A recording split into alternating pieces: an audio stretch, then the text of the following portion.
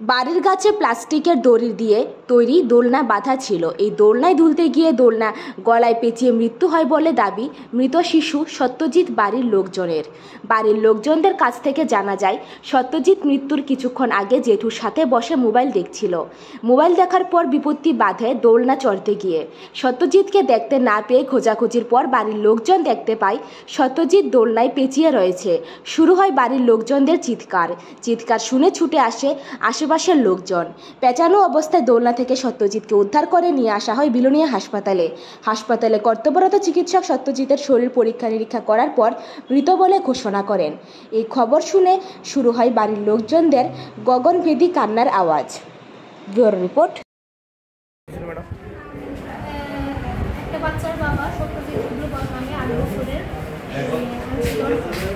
দেড়টার দিকে হাসপাতালে আনছিল। তো আমরা তাকে যখনই আনছি মৃত মিলে পাইছে। এখন পুলিশ ইনফরমেশন দেওয়া হয়েছে কী কারণে মারা গেছে জানা যায়।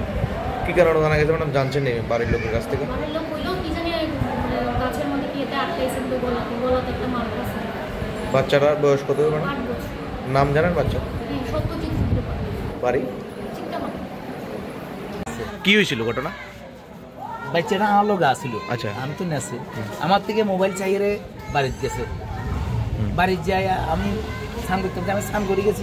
ফের মা তারা দেখলাম সিট করে আমরা সিট করে গেছি, দেখেছি এই অবস্থা। কি দেখছেন যে মানে দড়ি ঝুলনিতে সারিয়েছে। কি ঝুলনি আছে? মানে ঝুলন তো কিটা এটা? প্লাস্টিকের ঝুলন, মানে খেলতো লাগছিল ঝুলন। এটা কি গাছে লাগানো আছিল? গাছে লাগাইনি, মানে গাছের মধ্যেই পেঁচা গেছে। গাছের মধ্যে পেঁচা গেছে। বাড়ি কোন জায়গা? চিত্তামারা। জনদর্পণ।